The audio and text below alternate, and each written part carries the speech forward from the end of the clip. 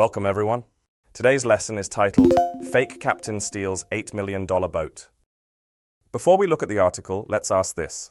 How do we recognize authority and what happens when someone pretends to have it?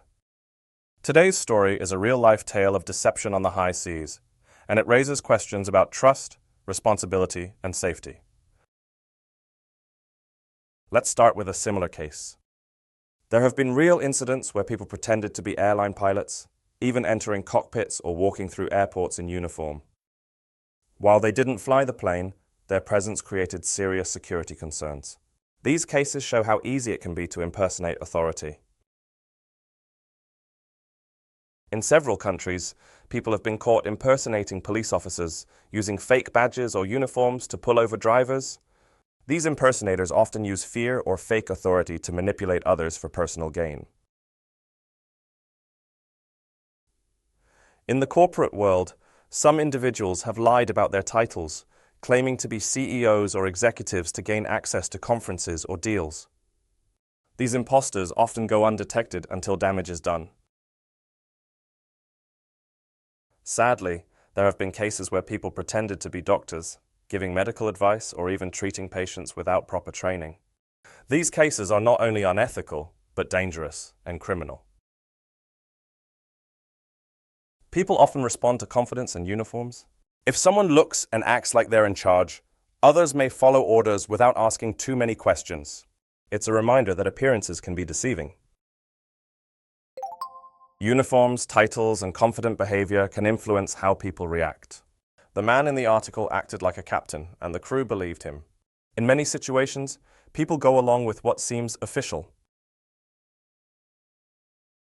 This case highlights the importance of checking credentials.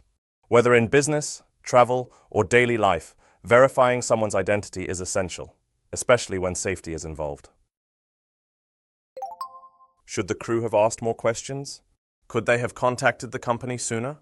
This situation reminds us that being alert and asking simple questions can prevent dangerous situations. The article mentions an $8 million boat. Imagine the cost if it had been stolen or wrecked.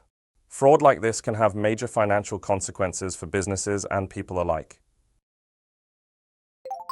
The article also hints that the fake captain was under the influence of drugs.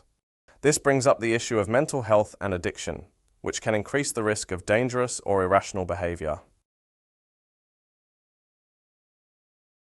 This story may sound absurd, but it's a real incident. It reminds us that authority should always be verified, and that safety relies not just on rules, but on common sense and communication. Now, let's move on to key expressions. Let's look at two key expressions. Number one is all the way. This phrase is used when someone wants to highlight the full distance, time, or effort needed to do something, especially when it feels unnecessary or excessive. Let's take a look at the examples. In the first example, this shows the speaker thinks the distance is too far for a short trip. In the second example, it implies the trip is not worth the trouble. Next is assume. This verb is often used when someone makes a conclusion without confirming the facts, based on guesswork or general belief. Let's take a look at the examples. In the first example, this highlights a common but inaccurate generalization. In the second example, it means the speaker is relying on silence as a sign of approval. Great! Let's now learn some key vocabulary that will help you follow along more easily. I'll explain each word, tell you what it means, and then we'll look at an example sentence together to see it in action. The word anecdote.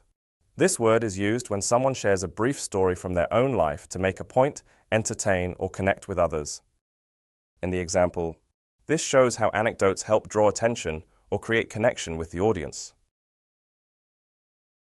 Get underway. It's used to describe the start of something, whether it's a trip, a project, or an event. In the example, this marks the beginning of movement or action. Chase off.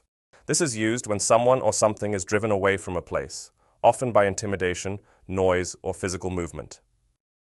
In the example, This describes defending space by scaring someone away. Well done, everyone. Today we explored a wild true story and learned new expressions and vocabulary along the way. Always stay alert and think critically, especially when things don't seem right. See you in the review session to go over what you've learned today.